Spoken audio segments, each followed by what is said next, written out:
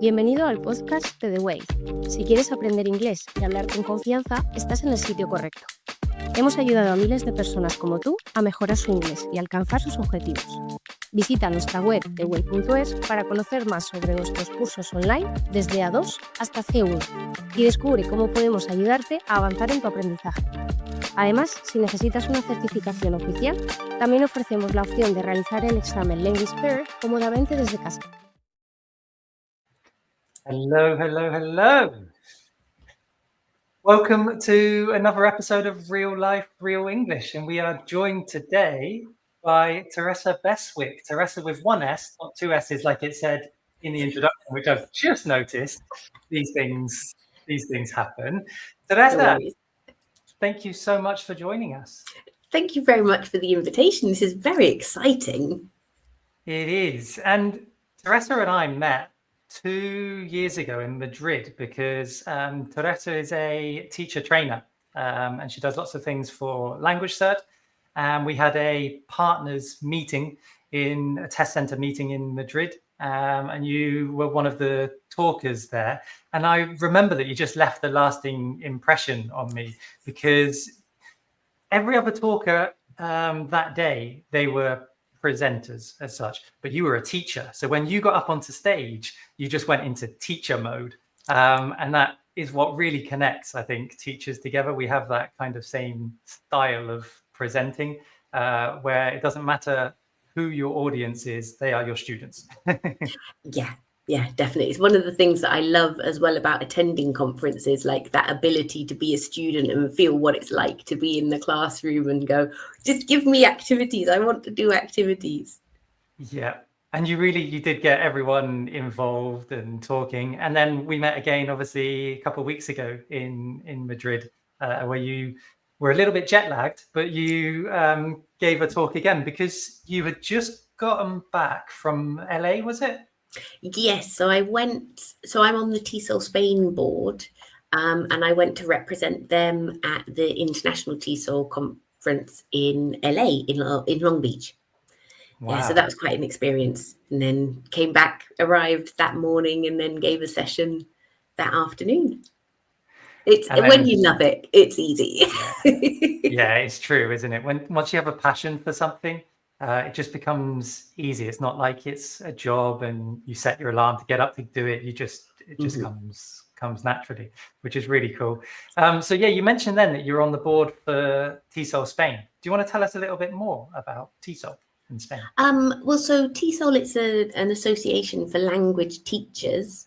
And it's a national organization. They organize a conference every year. But then they also have regional groups, regional coordinators who maybe do local events in Galicia, Madrid, in Seville, Malaga. I don't know if we've got anyone in Murcia. I was just thinking that.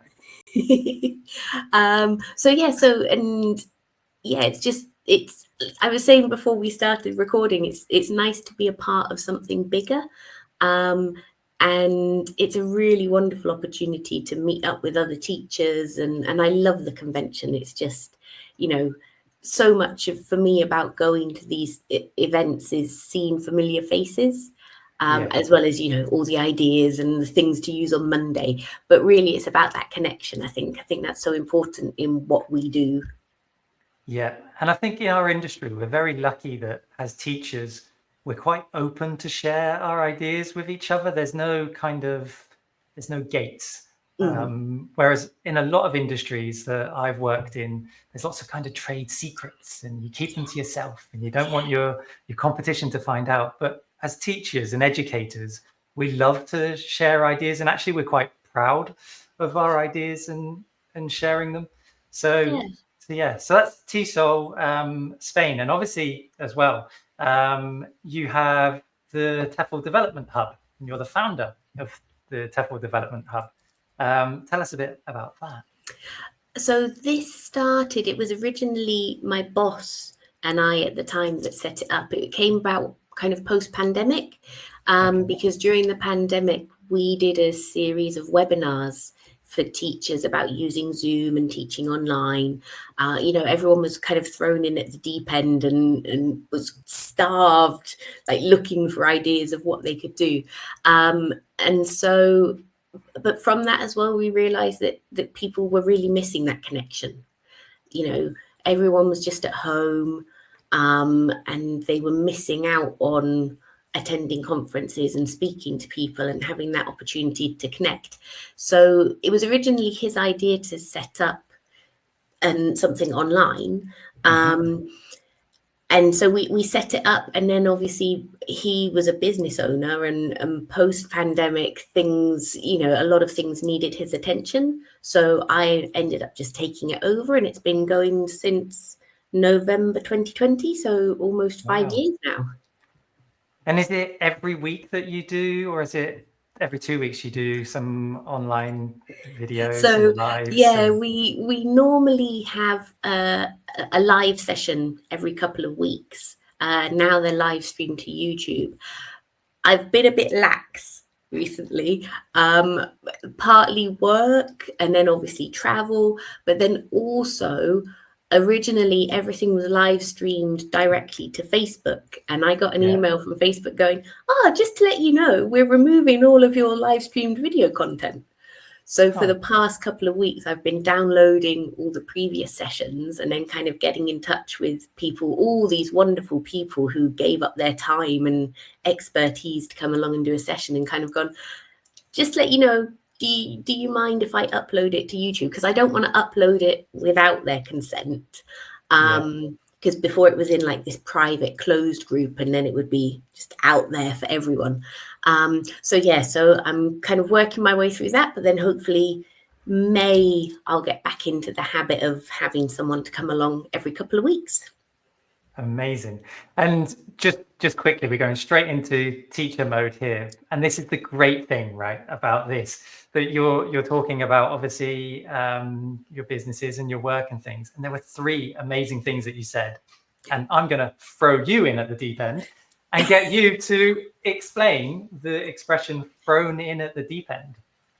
Yeah, so it's when you're put in a situation that you have very little experience in. And I mean, literally, imagine if you don't really know how to swim and somebody threw you into the deep end of a swimming pool. You kind of just have to do something and get on with it. So that's, I think, the idea of where the phrase comes from. Going into a situation with very little experience and do what you can.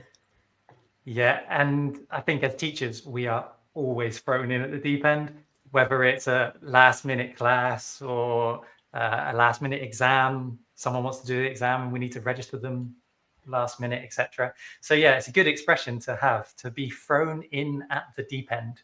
And obviously the deep end is the part that has the most, I'm thinking Spanish, the most profundity. The most depth. The most depth, yeah. It's not the shallow part, which is the part with the least amount of water. So yeah, great expression.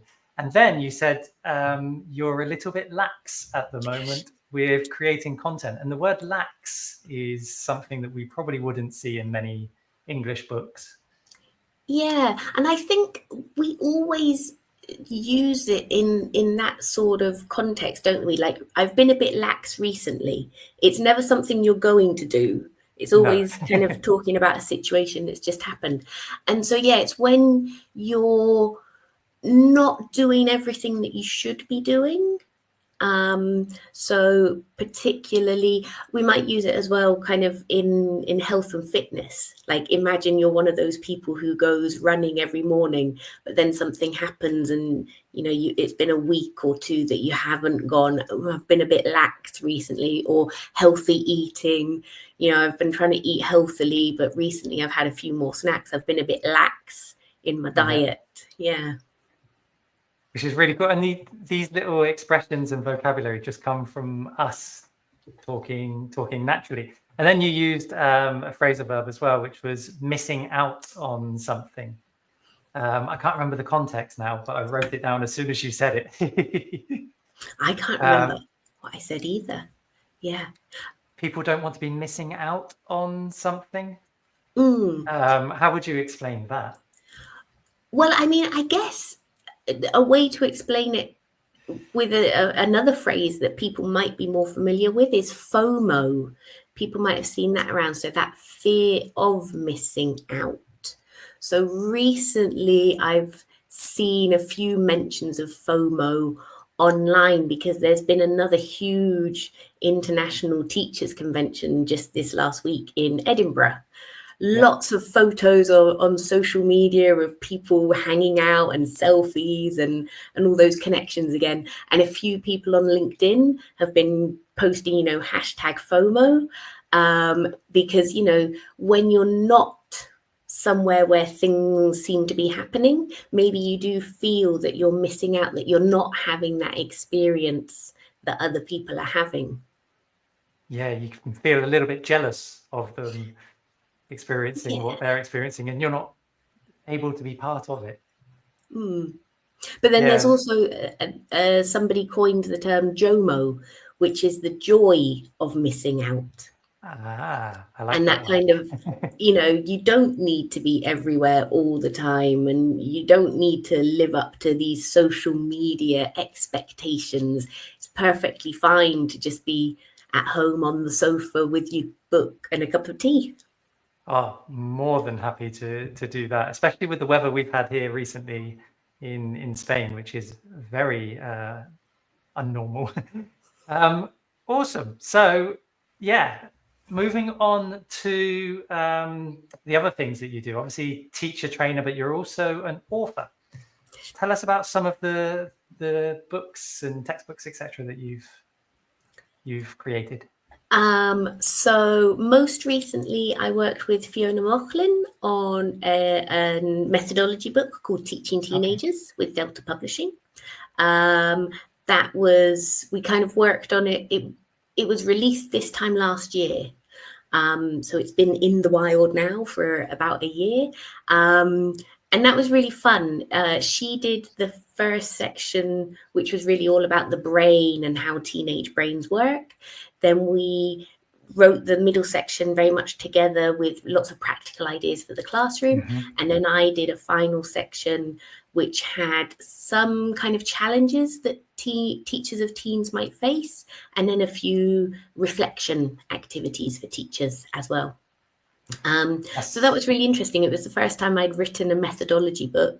I'd done some course book writing before, but really interesting to kind of go through that process. And Fiona she's so experienced as a writer, and she actually was my tutor 19 years ago, when I did my International House Young Learners Certificate. So, to be then given the opportunity to write with her was like, ooh, exciting.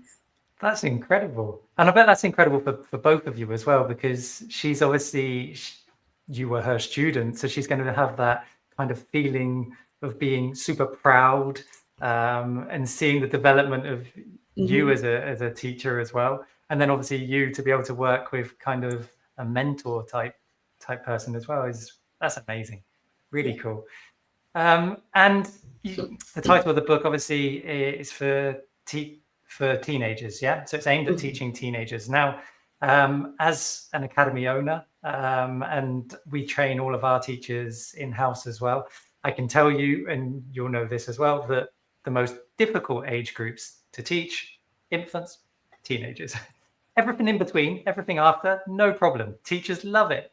However, infants, teenagers, they can be a very difficult age group to teach. And if the book has any of the content that you share at the seminars that I've been to, then it's going to be a book worth checking out, because you just keep everyone's attention. I remember the first seminar that we went to. It was when, what was the series? I just had the name of it in my head. Stranger Things. Stranger Things. So Stranger Things, and you used like a scene from Stranger Things, and you played it, and then you stopped, and then we all had to guess what was going to happen next. And then you gave options on the board. And I think that really showed that you understood what the teenagers, not just teenagers, because we were really amused as well, but what teenagers want, how to keep their attention, and then how to get them involved as well. Not just keeping their attention, but having them want to participate. It's a really incredible skill to have. So definitely going to be checking out your book there for some more ideas, because every time I go to one of the seminars, I come home with a million notes. Awesome. We actually did the noughts and crosses game the other day that you gave with the expressions, and my teenagers loved it. Yeah. I mean, going back to what we were saying at the beginning about connection, I think that's so important in the teen classroom as well. Just, it's not that thing about being their best friend, but it's just about getting to know them, building rapport, and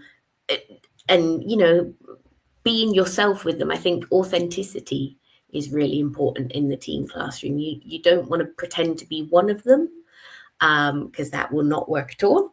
But yeah, just you be you, let them be them, and happiness.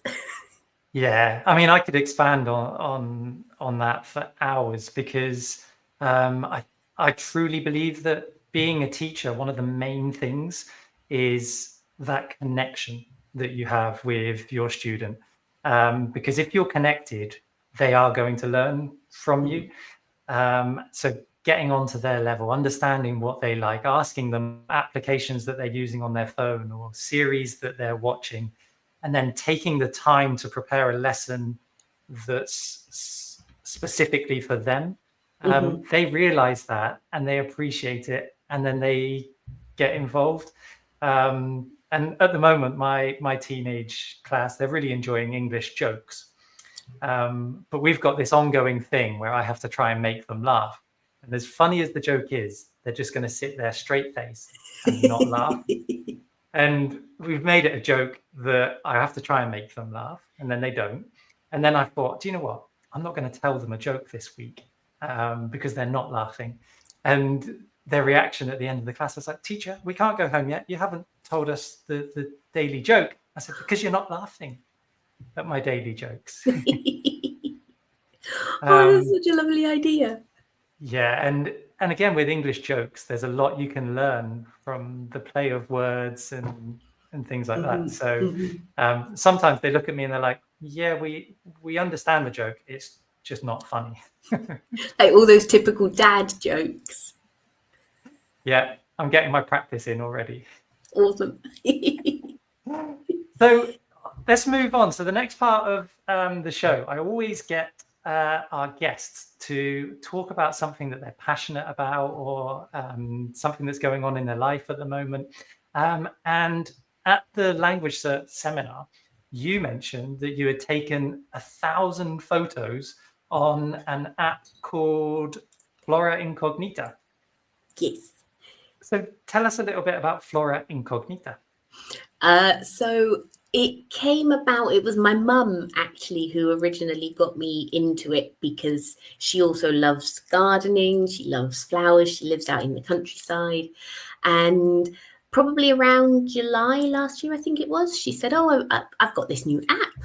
My mum's very down with it all. And so she got me hooked on it. And so it's an app, it's from a German company, and it's actually, the main idea behind it is something scientific. They're trying to map the species that exist. It's meant to be more about wildflowers and wild species than cultivated plants. But so it's great. So you can go out and you just walk along the street and see a plant, snap a few pics of it, and then AI checks it and says with 78% accuracy, it's this. So and it is very addictive, because you can get badges as well. So when we were at the language search seminar, it was when I'd just managed, like you say, to snap 1,000 different species. That's incredible. And that 1,000th species, was that when you were in America? It was when I was in the States. Yeah, I was very lucky.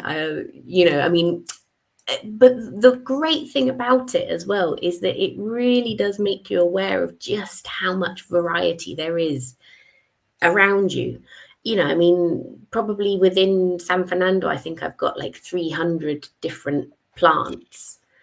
But as well, we've got the beach, then we've got the salt marshes, we've got kind of a little bit of piney sort of stuff as well. So there are like all these different environments, or biospheres, I guess they call them. Yeah.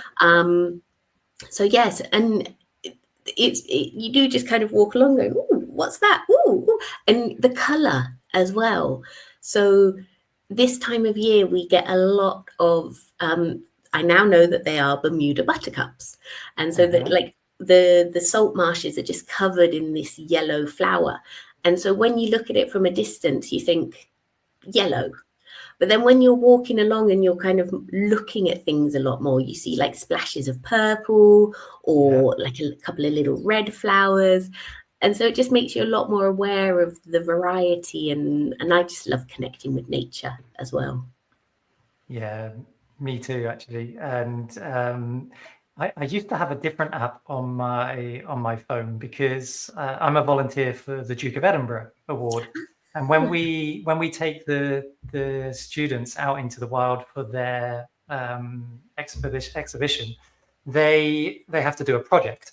And lots of the time it's about taking pictures of the plants and the different species along their adventurous journey.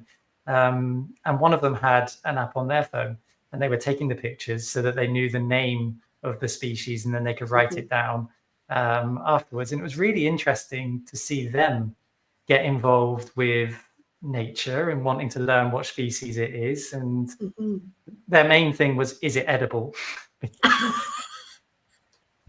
I said, just caution on the safe side. Don't eat anything, just in case. But yeah, they were really kind of engrossed in the process of taking pictures and finding out what it was and what these plants could be used for, whether it was medicinal or if you could eat it, what animals do eat it. And then when they saw what animals ate those plants, they wanted to set up camp there so they could catch the animal eating the plant.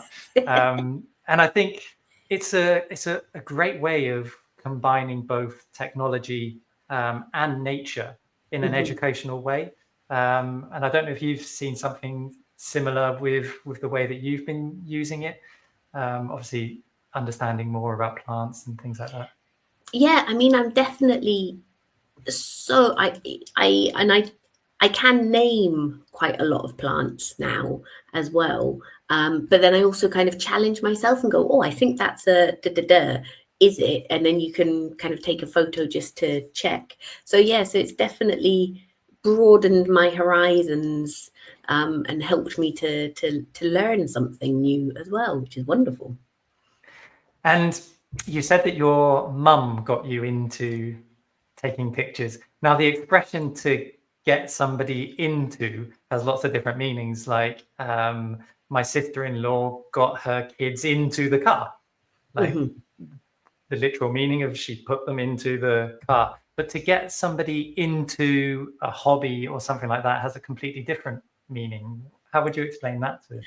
Yeah, well, I mean, I guess we use it as well with be. So I am into, meaning it's my hobby, I'm interested in. And so then that get somebody into is when another person introduces you to that hobby and makes you interested in it. So it can be a person, or it could be, for example, imagine you were watching a TV show, like a cookery program. And then you could say, oh, that program really got me into Mexican food or something. So yeah, different ways of getting you interested in something. Yeah, makes you interested in a certain topic. And then you said your mum is really down with it. Yeah, that's kind of my joke phrase that I always use whenever anything technological comes up, and I often use it in a negative way about myself. Like if I mention a meme or something, I kind of go, oh yeah, I'm really down with the kids, as in I really know what the kids are talking about these days, when I really don't. And so my mum, she's not like hugely technological, but you know, she was the one that found this app. I don't know how she came across it, how she found out about it. So she's really down with the latest technology. She knows all about the latest technology. Which is cool when we can sort of learn things from our parents, when they're sharing technological things with us. It's like, hold on a minute, did you know how to use Facebook? You know how to use TikTok? Actually, my mum was on TikTok the other day. She liked one of my posts. I'm like, hang on, how did this happen? Has she got her own videos? Is she doing all the dancing? And no, not quite yet, but obviously with her third grandkid on the way, maybe the grandkids will get her into doing dancing on TikTok. And then you mentioned, and I had to bring it up because of the name of the plant, the Buttercup. Now, butter obviously is fermented milk. How would we describe butter? Milk that's been churned, which been stirred a lot to become thicker, so you can spread it on your bread. Yes. And then cup is obviously a cup that we drink out of. It just made me laugh that we got buttercup and butterfly. Yeah. Nothing to do with butter. No, it's true. And I don't know if when you lived in the UK, obviously in the spring, the buttercups started to flower. And we had this strange thing when we were kids, but we would pick a buttercup, put it under our chin. And if there was like a yellow dot on your chin, or if it reflected, it's because you like butter. Yeah, which is so crazy. So when you said about the buttercup species that you'd photographed, it just reminded me of that. And I can imagine you picking the buttercup. Yeah, I still like butter. Yeah.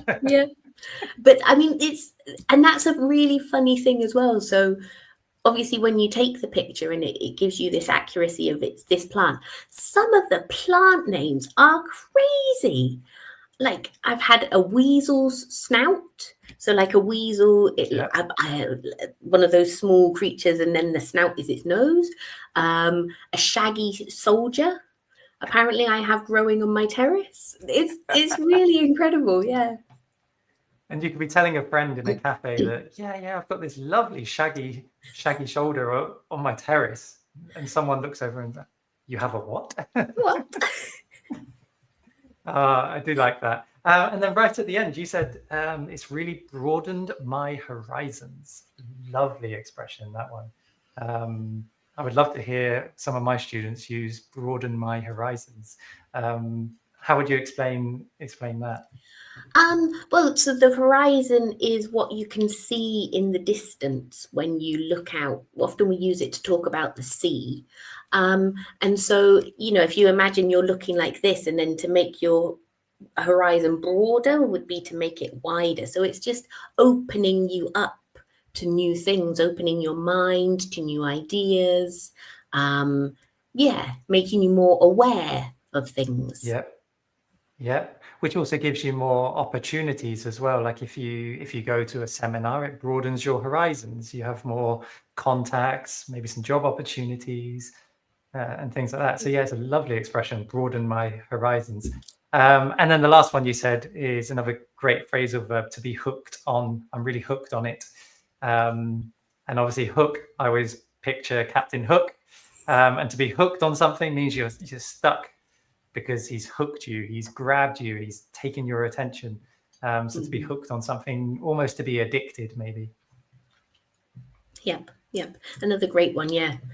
I think it's always funny when you examine and you notice that some students repeat the same phrases. So I was doing some examining the other day, and the girl was keen on everything. And that just kept popping up. And every time I heard it, I was like, oh, you're keen on this. And keen on is super common now. And I think it's like the first phrasal verb they teach in the B1 Cambridge books. So everyone from page 1, they know keen on. And we have an examiner, and she's called Avril Keenan. And in the exam, when people use Keenan, she's like, yeah, oh no, you're saying Keenan, you're not saying my surname. So always reminds me of her. So tell me more about the app. You said about there's badges that you can earn and things, and you're on your 1000th badge, which is just insane. Are there any other challenges and Only things? 1,000 species. I've got 83 okay. badges.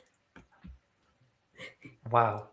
So there's different badges for different things. So you've taken 1,000 different pictures of different species, which means more than 1,000 pictures, no? Yep. I'm almost up to 2,000 photos, 2,000 observations. So as in terms of the badges, they also did badges. For example, during 2024, there was a tree of the year, a flower of the year.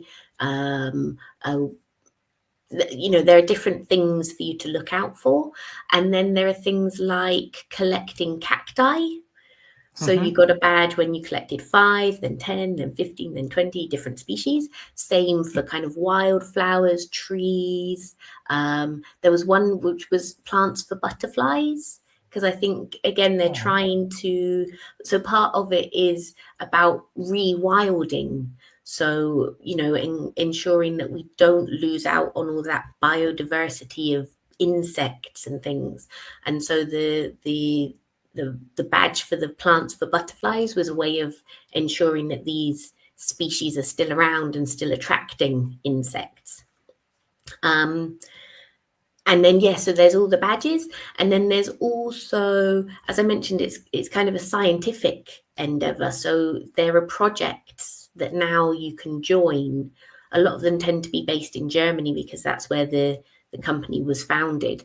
But for example, I saw one about allergens or something. Allergies. So looking up or tracking species which are likely to cause allergies in people and finding out, where they're most abundant, and things like that. So that was quite interesting as well.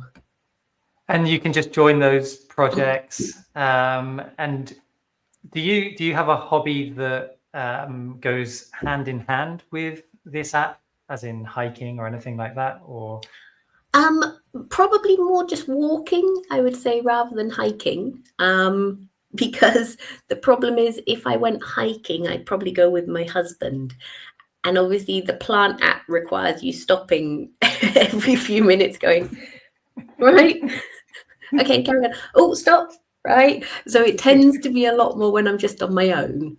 But yeah, I mean, I love being outside. I love walking around. I love getting out the house and going for a walk in the mornings and at weekends if the weather's nice. As you mentioned, the rain in Spain has been falling everywhere recently. But yeah, getting out and being in nature is one of my favorite things, I think. Nice. And it reminds me a bit about, have you tried geocaching? See, this was the thing. So that was the app that I'd just started on before my mum told me about the Flora Incognita app. And I had found maybe 3 geocaches. There were a few around. And that was fun as well. I mean, it sounds like you might have done it a bit more. Do you want to explain more of what it is? I actually haven't done geocaching because I got into hiking a long time ago. So I was the traditional letterboxing, where you would find a map and there would be a thing called a letterbox hidden somewhere in the wildlife, in nature, and you have to go and find it. And then inside the box, there is a stamp normally. And then you have your book and you stamp to say that you found this letterbox. So you didn't have GPS or anything like that. You had a traditional compass and a map and then a coordinate to where the letterbox was. So I did a fair bit of letterboxing, and I took those skills with me onto the Duke of Edinburgh, and then teaching the students how to read maps and to navigate that sort of terrain. And then one of the students said to me, well, this is just geocaching. So I said, tell me more. And they said that basically it's letterboxing, but with GPS, and you follow your GPS signal to find a point on a map, which could be a box with something. And then when you're in that point, the GPS knows that you're there and ticks it off your list. That's how he explained it to me. I haven't done any more research on it since then. So you seem to have done a bit more than me, if that's the right description, or correct me if I'm wrong. To be honest, I came across it originally in a course book text. There was a text about geocaching, and I was like, oh, what's this? So that was how I first kind of found out about it. But yeah, I mean, it does sound like letterboxing is the old school version, and nowadays, because there is an app for everything, everyone now has their geocache app. But yeah, I mean, it's exactly what you said. There are points on a map, and then when you get there, there's something hidden, and then you tick it off that you've found that geocache. Yeah, and it's just a great way of, like we said earlier, integrating technology into the classroom, and getting people outside as well. I think there's some really great takeaways there. If we can get children outside doing something that they're passionate about, then I think that's a win-win for everyone. Yeah. Where we live here, we're on a little resort, and I literally have the foot of the mountains right here behind us. And recently, the children on the resort have been rather bored and causing a little bit of trouble, as bored teenagers do. And it's not like they're causing trouble, they're just bored and doing teenager things. And I said to them, right, boys, I saw what you just did. That was rather naughty. I need to get you outside and show you the mountains. So I've organized with their parents to take them out into the mountains and to be able to show them that there's things that you can do when you're bored to obviously amuse yourself. So I showed them how to enter the track, and some of the roads that they can take. And literally the other day we were in the garden, and our garden looks out over the mountains, but we have like a fence that separates us from the mountains. And I saw these 4 boys on their bikes riding by my house, and they look in, they're like, hey, Anthony, we're just off to the abandoned house up the road. And it's just a way. It was really rewarding for me to see that little chat and showing them that they can get out and do something with their boredom. Actually got them out there and exploring. And then they came back 20 minutes later and they went, Anthony, do you have a shovel? Why do you want a shovel? I better ask why before I say yes. And they said, well, we found this really cool trail and we want to build a ramp. And I haven't heard kids for a long, long time want to get a shovel, build a ramp, and kind of play on their own. And it was so rewarding. So I got my shovel, I threw it over the fence, and away they went. They created this ramp and they cleared the area. And it was really, really cool. And I think anything that we can do to help our teenage students especially connect with nature, like I said, is a win-win for everyone. And I think a way that we have to do that is getting technology involved as well. So what ways have you seen of getting technology involved in a teenager's education? Put me on the spot, why don't you? Well, so I'm really lucky this year, right? I've got a couple of teenage classes who are absolutely wonderful. And one of them is a C1 group. There's only 3 in the class. And they're all very they're all very keen on improving their English. And so one of them told me about a podcast that she's listening to. So this was nothing that I did. This was all coming from her. And I can't remember the name of it now, but it's kind of short stories. It's aimed at English language learners. with kind of short, true stories from around the world. So the one I did listen to one episode, and it was about the great maple syrup theft. So this was this huge scandal a few years ago when maple syrup in Canada was stolen, and how they did it and how it was found out and things. So that was really interesting. So I think that's the great thing about technology, is that our students have a lot more access to things, and they can find things on their own. And when they find things themselves, they're often a lot more motivated to use them, rather than the teacher saying, here's this app, use it, it will help you improve your English. Obviously as a teacher, we would show it to them in class and hopefully spark a little bit of enthusiasm in it. But if they can find those things themselves, whether it's through following people on Instagram that says, oh, I use this, or just, going on a search engine and going how to learn English, and then looking through the results, I think it's amazing. Yeah. And that's discovery, I think, is a massive point. I've always said when I started to really learn things, like I was never a good student at school. I couldn't concentrate or stay still. And I did enough just to kind of get by. But the moment that I actually started learning things was when I was able to teach myself. And that came from the internet. My parents, luckily for me, were in a position to buy me a computer, and then they got the internet.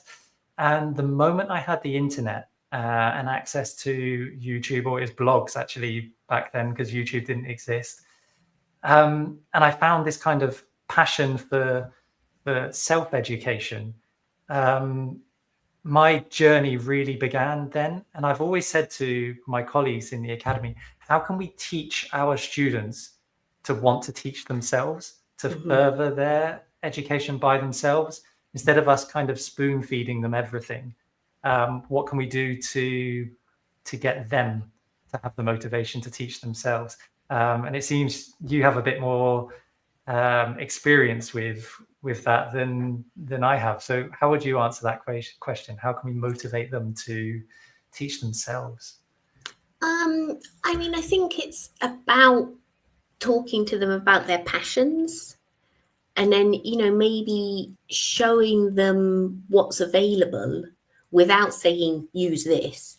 But, for example, if they're like people who are interested in football, which one of my groups of teens are not. It was such a breath of fresh air. I was like, oh, what sports do you like? They were like, basketball, boxing. I was like, no football. But yeah, so typically a lot of our teenagers tend to be interested in football. And there are so many resources out there for learning English through football, because people have noticed that there is a market for it. So, kind of saying to them, oh, look, here's a video about English and football. And then maybe just kind of giving them the link, and then if they watch it, they watch it. But it might just kind of make them go, oh, maybe there's other things out there that might interest me. Yeah. And what do you think about, obviously, motivating them through praise and things like that? Because I'm a very positive teacher. I like to give praise and say, awesome, well done, that's amazing, high five, and things like that. But I think that's us rewarding their English. But I think as teachers, we should also be rewarding their intuition to want to learn as well. And it's, as teachers, we have to kind of be aware of all these different things going on in the classroom. And a student that doesn't normally participate in speaking participates. And instead of rewarding them for speaking English, we reward them for actually participating in the activity. Yeah, definitely. Yeah. And so as well, it's kind of combined.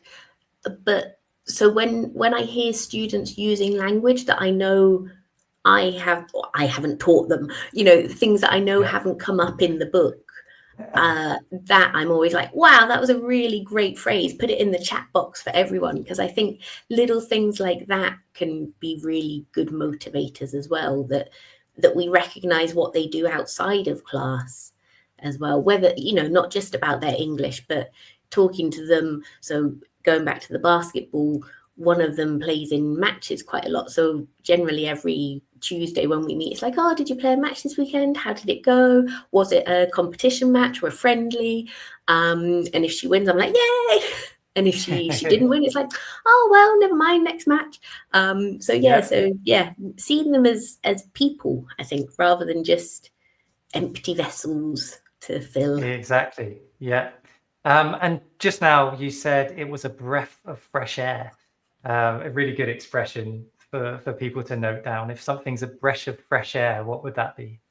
So it's when something is very common, but then something else happens. So as I said with the example, typically, particularly here in Spain, a lot of students tend to like football. And so when I had this group of teenagers who weren't at all interested in football, that was a breath of fresh air. That was like, wow, this is something new. This is something different. Yeah. Not necessarily better or worse, just different. Yeah. Yeah, just different. And then a really good thing you said there is they tend to be into football. We don't hear tend to very often, do we? They tend to be interested in. We would probably say normally. Yeah. I think I'm the sort of person who tends to hedge my language a lot. I'm never 100% confident in what I say. So I do tend to use a lot of those often, sometimes, those adverbs of frequency, and that tend to as in, this is kind of my opinion that they probably do this. They tend to do this. Yeah. Rather than being, they definitely like this. Yeah. Or they normally do this, and that is it. They think they tend to. They tend to, yeah. Do it. Yeah, really good expression. And actually, I'm going to teach that one to my teenagers today. So moving on, I'm going to put the spotlight on yourself and your social media platforms, etc. So people listening or watching at home can follow along. So your main platform for your videos at the moment, you said, is YouTube, which is this one that's on the screen now, right? Yep, the TEFL Development Hub. So I'm slowly in the process of uploading all the last 4 years worth of content from Facebook. And then from now, even starting kind of May last year, I think I started doing the streaming directly to YouTube. So if you go to YouTube, you can see the videos, and then if you click on the lives, there's even more videos for you there. Happy days. And then you mentioned your Facebook group, which is the TEFL Development Hub. So what sort of people should be joining your group? I mean, it's open to anyone who's in ELT. I've been a bit lax recently, but normally every Wednesday I post a question to get people reflecting a little bit on their teaching or on their practice, not necessarily just within the classroom. And then other people post about upcoming events. People share links to interesting videos or content. It's a space as well for people to ask questions. So we've had a guy recently, Tom, who's posted a couple of really interesting questions about business English and listening and things like that. So yeah, just a space to connect, I guess. Ideal. And like I said, I joined over the weekend, so I'm looking forward to being a part of that community myself. And then you said you're really active on LinkedIn, which is just your name, Teresa, with one S, not two. Bestwick, so people can find you and connect on there as well. Is there anywhere else where people can follow you that I've missed? And we'll leave it in the description. No, I mean, I'm on Facebook, obviously, because I have the group there, but to be honest, I don't use it. I only use it for the hub, so it's better to connect on LinkedIn. And then my Instagram is I'm on Instagram, but for me, it's my work-free zone. So I don't follow any teachers. Teachers are welcome to follow me, but I don't really post much ELT content really either. Just pictures of flowers. Yep. Well, pictures of craft beer. That's another one of my hobbies. Ooh. Drinking craft beer when I can get out and find some. Very cool. And where can people find your books and textbooks that you've authored? If they're interested. I should probably have a link to them. I will find a link. But the one teaching teenagers is through Delta Publishing. Hang on, I don't have a copy next to me. Yes, I do. Hey. That's what it looks like. So Delta Publishing. Perfect. Yep. So you can find that on Amazon or through the Delta website. Ideal. So we'll leave a link. I'll probably find the link on Amazon, and I'll leave that in the description for everyone as well. And then at the end of the show, because as teachers, we're social creatures and we love to share things, I always ask our guests to recommend other teachers for people to follow. But also we send them a message after the show and say, hey, Teresa recommended you. Would you like to come on to the show? And I know that you've got quite a few that you would like to recommend. So who should we recommend first? Yeah, I mean, when you asked me for just one, I was like, no, impossible. So I've actually got 4 different people. So first up would be Adriana Cotto. So she's based up in the north, and she is also on the TESOL Spain board, and she does all the social media. So if anybody follows TESOL Spain on Instagram, Adriana is just a queen when it comes to social marketing. And it's also a passion for her. Like if you look at her own social media as well, and she's just started a new account as well, Playdates for English teachers, where she's going to be posting more content for teachers. So definitely Adriana would be up on the list. Next up would be Harry Waters. So he just did the closing plenary at TEFL, the big international teachers conference last week, with his daughter. And because they're both very into the environment and creating change makers. And so, they did a closing plenary the other day, and it's on my list of things to watch.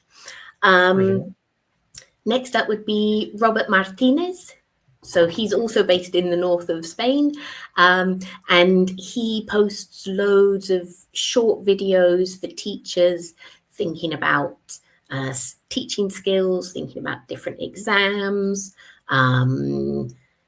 He's got his own YouTube channel. He quite often posts his videos in the TEFL Development Hub as well. And I did an interview with him, and I've done one with Adriana and with Harry as well. So their live streams will be up on the YouTube. And then finally, again, one more Spanish teacher based in the north, Paula del Acqua. So she does a lot about inspiring readers, so getting young learners into reading, and then building that lifelong habit of being a reader and how it can help you learn language. So there would be my that's a really interesting one, because I find it very difficult to motivate the teenagers that I have to want to read in English at home. Reading is the thing that they really struggle with. They can't find the motivation, and I don't know whether it's because I haven't had this problem in the past, but I don't know whether it's because of this TikTok attention span where they're just scrolling, and if it's longer than 3 or 4 minutes, they lose the attention. So definitely Paula del Acqua, I'll be checking her out for some tips on how to motivate our teenagers into reading more. Do you give kind of reading material for your teenagers to do at home? Do you give them books? To be honest, no. I mean, my teenagers are based in Italy, so all of my teaching is online nowadays as well.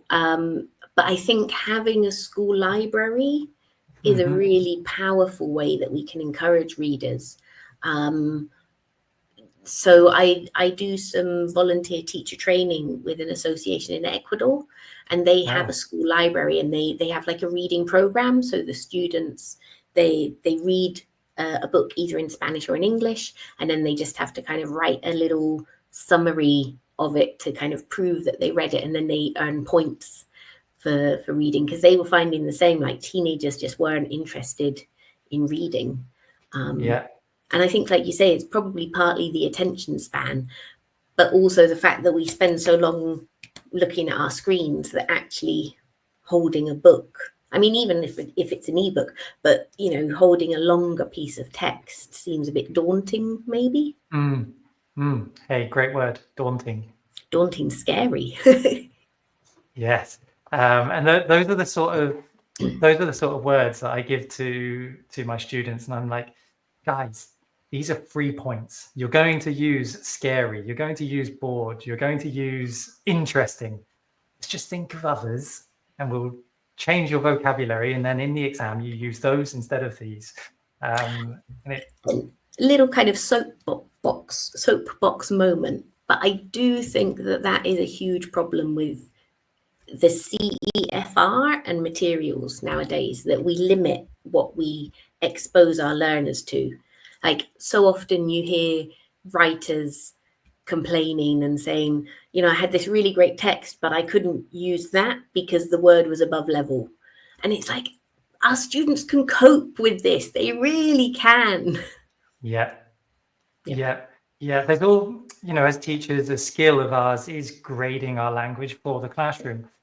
But at the same time, I always teach our teachers that if you're talking at a classroom English speed, you're not helping your students. Yes, if you're explaining the exercise that they have to do, then I understand you can break it down and use classroom English, but they need to hear it at the natural English speed as well.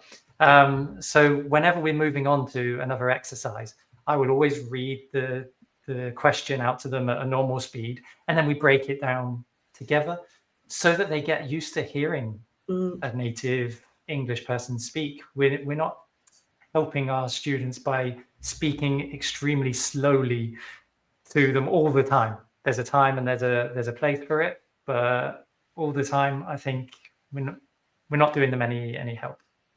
Yeah. Yep. I completely agree. Teresa, thank you so much for agreeing to come on to the show, because every time that I've seen you speak, I just leave motivated and full of ideas that I can adapt and use in my classroom. And the teachers in our academy here in Murcia, if you ask them how I was when I came back from the language cert thing, and I always go through the takeaways of conferences and things that we go to. And the main thing from this last conference was all the ideas that you shared, and the games and the expressions that they aren't natural expressions, and they're really difficult to use them naturally, but we expect for our students to use them. So thank you for everything that you do. Thank you for all of the material that you put together, and being such a integral part of the TEFL community. Thank you very much. I don't think I've been called an integral part before. That's a very nice compliment on a Monday morning. Well, you definitely are. So for everyone that wants to check out Teresa, I will leave all of her details down below. And yeah, I think we will end the episode there. Thank you very much. Thank you. Bye. Bye. Si disfrutaste de este episodio y quieres llevar tu inglés al siguiente nivel, te invitamos a descubrir nuestros cursos online en theway.es, diseñados para mejorar tu fluidez y confianza en situaciones reales. Hemos ayudado a miles de personas como tú a transformar su aprendizaje. Visita ahora theway.es y realiza nuestro test de nivel interactivo de manera gratuita. Además, si necesitas una certificación oficial, también ofrecemos la opción de realizar el examen de Mid-Third cómodamente desde casa.